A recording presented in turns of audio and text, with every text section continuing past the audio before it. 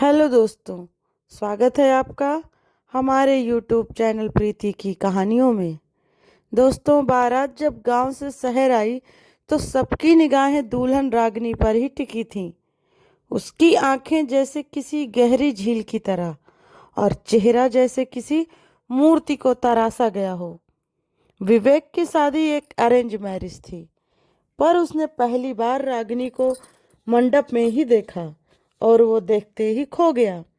लेकिन जब शादी की पहली रात आई, एक अजीब सी ठंड कमरे में भर गई थी, जबकि एसी तो चल ही नहीं रहा था। विवेक ने मुस्कुराते हुए कहा, रागिनी, आज का दिन तो जिंदगी का सबसे खूबसूरत दिन है। तुम सच में परी लग रही हो। रागिनी मुस्कुराई, लेकिन वो मुस्कान कुछ ठहरी हुई थी, जैसे वो किसी पुराने जमाने की फोटो से उठकर आई हो। रागिनी बोली, विवेक, क्या तुम मुझसे सच्चा प्यार करते हो, चाहे मैं जैसी भी हूँ? विवेक हंसते हुए बोला, ये भी कोई सवाल है? तुम जैसी भी हो मेरी हो। रागिनी ने सिर झुका लिया और बोली, तो फिर आज रात मैं तुम्हें कुछ दिखाऊंगी जो तुमने आज से पहले कभी नहीं देखा होगा। कमरे की बत्तियां अपने आप धीमी होने लगीं। रागिनी ने जब अपना घूंघट उठाया तो विवेक को ऐसा लगा जैसे समय रुक गया हो, और तभी दरवाजे पर 3 बार खटखटाहट हुई। विवेक चौंका। इतनी रात को, और ये शादी की पहली रात है। उसने दरवाजा खोला, कोई नहीं था। वो पलटा, देखा तो रागिनी बिस्तर पर नहीं थी। रागिनी, वो घबरा गया।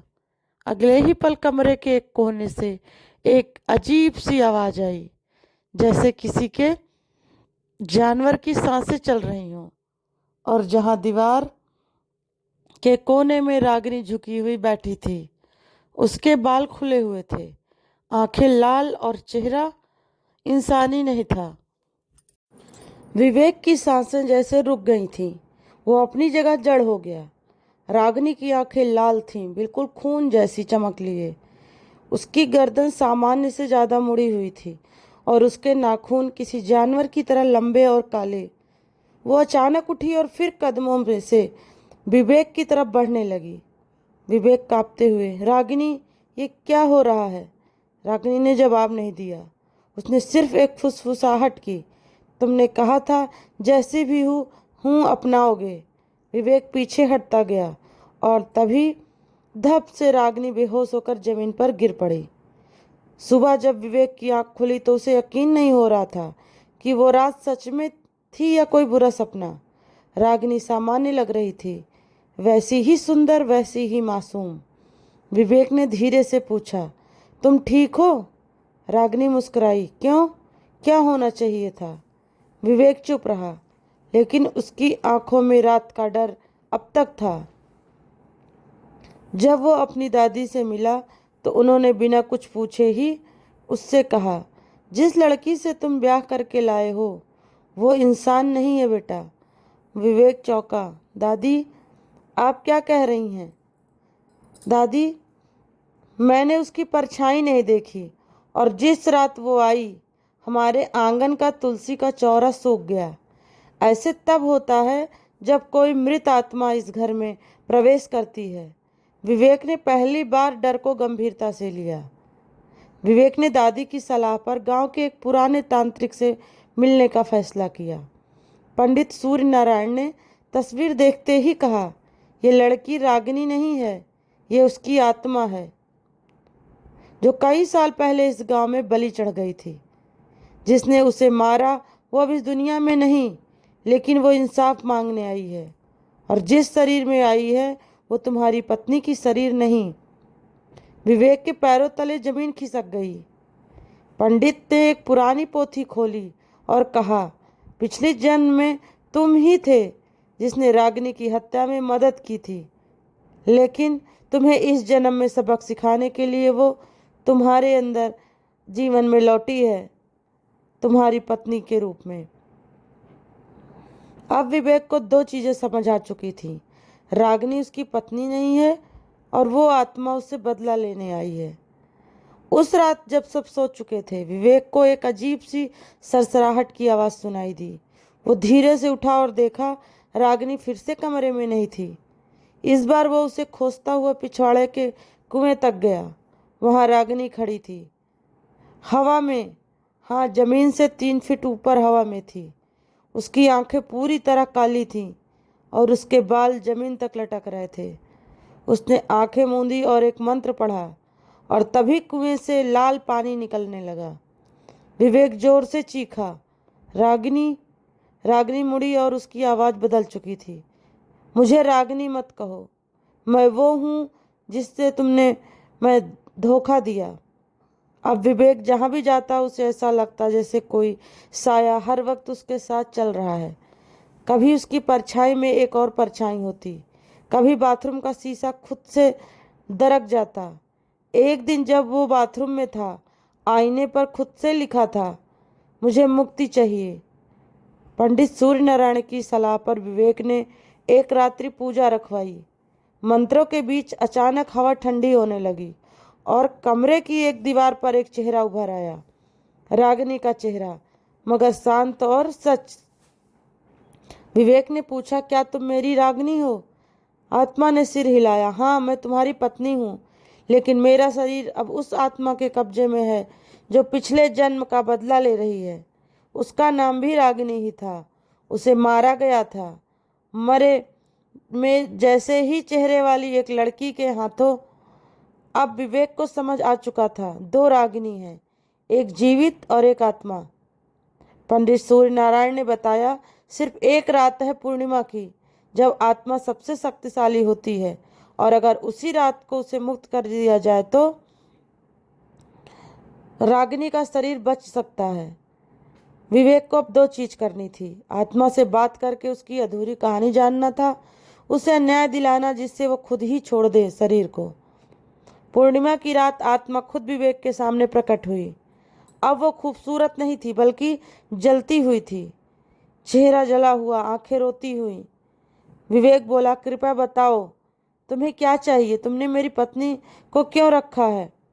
आत्मा फूट फूट कर रोई, मुझे मेरी माँ चाहिए, मेरी माँ जिसने मुझे बचाने की कोशिश की थी, लेकिन गांव वालों ने उसे भी मार डाला।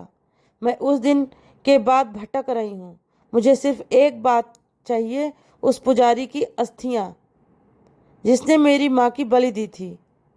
वो पुजारी कोई और नहीं, पंडित सूर्य नारायण था। विवेक स्तब्ध रह गया।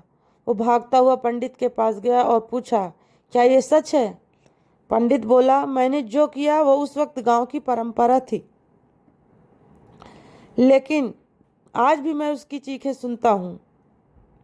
अगर उसे मुक्ति चाहिए तो मेरी अस्थियां उसे दे दो। और पंडित ने खुद ही जहर खाकर आत्महत्या कर ली। रागिनी ने की आत्मा को ने जब उस अस्थियां पाई तो तेज रोशनी के साथ गायब हो गई। अब रागिनी का शरीर कांप रहा था और अचानक असली रागिनी की आत्मा वापस आ गई। पंडित सूर्य नारायण की मृत्यु के बाद गांव में अजीब सा सन्नाटा छा गया। रागिनी कई दिन तक बिस्तर पर ही रही, बेहोश। डॉक्टर ने कहा, इसका शरीर ठीक है लेकिन आत्मा कमजोर है, जैसे कोई आत्मा उसमें आने से डर रही हो। विवेक हर रोज मंदिर में घंटों बैठा प्रार्थना करता, भगवान मुझे मेरी रागिनी वापस चाहिए, वो जिसने मेरा हाथ थामा था, जिसने मेरे साथ जीने की कसम खाई थी। रात को जब विवेक सो रहा था, उसने सपना देखा, रागिनी एक मंदिर में खड़ी है, सफ़ेद साड़ी में, हाथों में दिया लिए। मैं वापस आना चाहती हूँ विवेक, वो कहती है, पर मुझे डर है कहीं मैं फिर किसी आत्मा की कैद में ना आ जाऊं।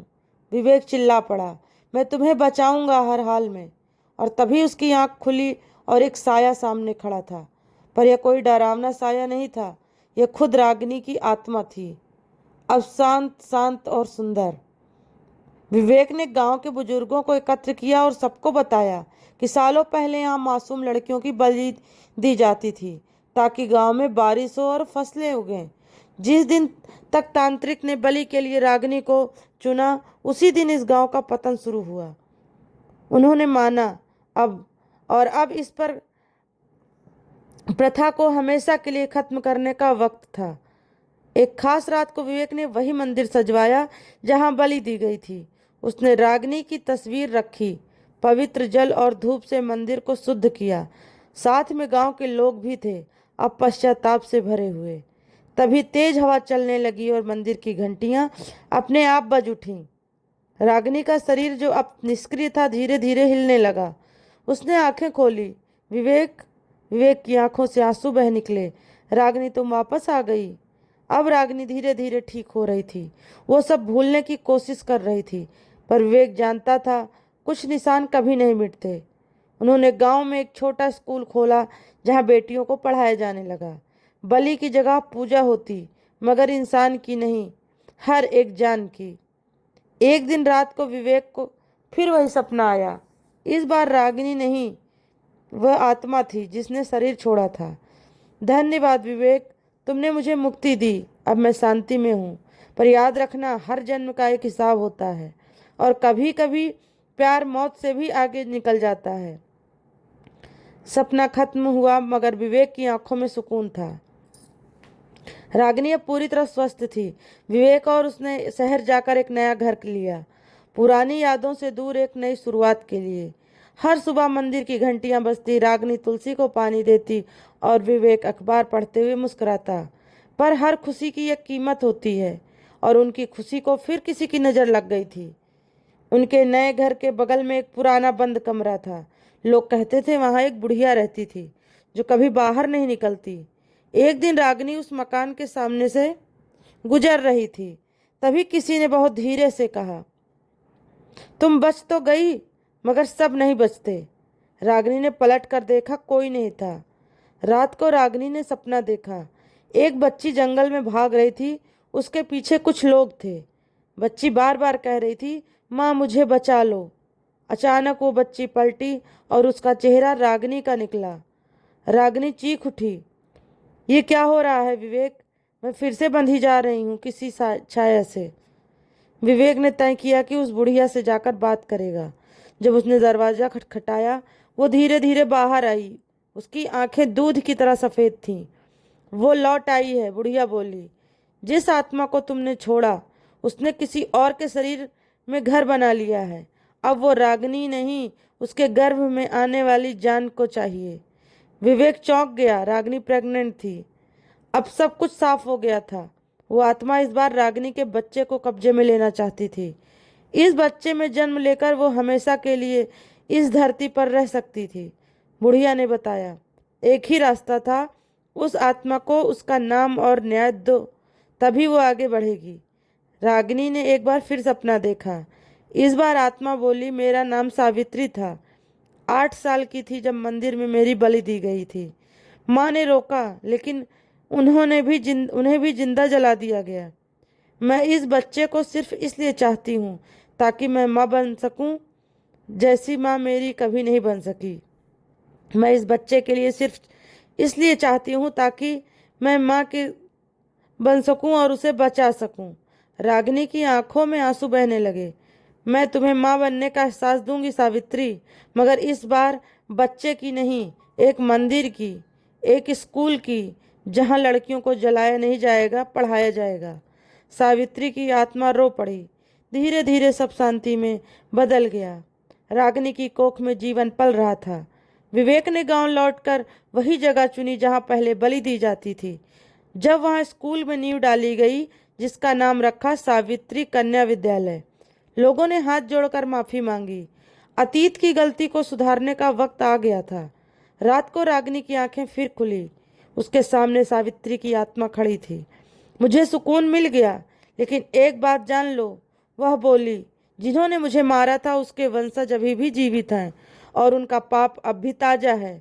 मैं चली तो जाऊंगी, लेकिन उनकी संतानों की रूहें भटकती रहेंगी। रागिनी ने डरते हुए कहा, कौन थे वो? सावित्री ने सिर्फ एक नाम लिया, सूर्य नारायण। विवेक स्तब्ध रह गया। वो तो उसके पिता थे। विवेक ने अपने पिता की पुरानी डायरी निकाली। उसमें लिखा था, बलि की परंपरा को मैंने रोका नहीं, बल्कि आगे बढ़ाया। रागिनी उसी रात मारी जाती अगर मैं उसे अपने बेटे के लिए न चुना होता। मैंने राक्षसों से समझौता किया था ताकि मेरा वंश चले। विवेक का सर झुक गया। सिर शर्म से झुक गया। उसने कहा, मैं अपने पिता का नहीं, अपने कर्मों का उत्तराधिकारी हूँ और मैं इस सब का अंत करूँगा। उस रात गांव में सबको इकट्ठा किया गया। विवेक ने पिता की डायरी सबके सामने पढ़ी, तभी सब चौंक गए। एक अग्निकुंड में उस डायरी को जलाकर कहा, आज से न कोई बलि होगी, न किसी की आत्मा को ठहरने की जरूरत। आज से ये जमीन सिर्फ शिक्षा की होगी, हत्या की नहीं। तभी हवाएं चलीं, मंदिर की घंटियां खुद ब खुद बज उठीं और रागनी जोर से चीखी। घंटों की पीड़ा के बाद एक बेटी ने जन्म लिया। रागिनी की आंखों में आंसू थे। इसका क्या नाम रखोगे? नर्स ने पूछा। विवेक ने मुस्कुराकर कहा, सावित्री। उसी समय सबको एक हल्का सा एहसास हुआ, जैसे कोई आत्मा वहां से निकल गई हो, हमेशा के लिए। सालों बाद वही पैदा हुई छोटी सावित्री को स्कूल में नाटक करना था। वो आत्मा बनी और वही संवाद बोले। मैं 8 साल की थी जब मुझे जिंदा जलाया गया। लोगों की रूह कांप गई। रागिनी चुपचाप बैठी थी। उसने देखा मंच पर खड़ी बेटी की आंखें एक पल के लिए बदल गई थीं। सावित्री की आंखें, वही आत्मा, वही दर्द। वो मुस्कुराई और कहा, शायद आत्माएं मरती नहीं, बस नया शरीर चुन लेती हैं। तो दोस्तों, आपको हमारी ये कहानी कैसी लगी, प्लीज़ कमेंट करके ज़रूर बताइएगा। और अगर अच्छी लगी हो तो लाइक और शेयर करना ना भूलिएगा। और हमारे चैनल पर नए हो तो चैनल को सब्सक्राइब करिएगा। फिर मिलते हैं दोस्तों आपसे एक नई कहानी के साथ। तब तक के लिए दोस्तों, नमस्कार।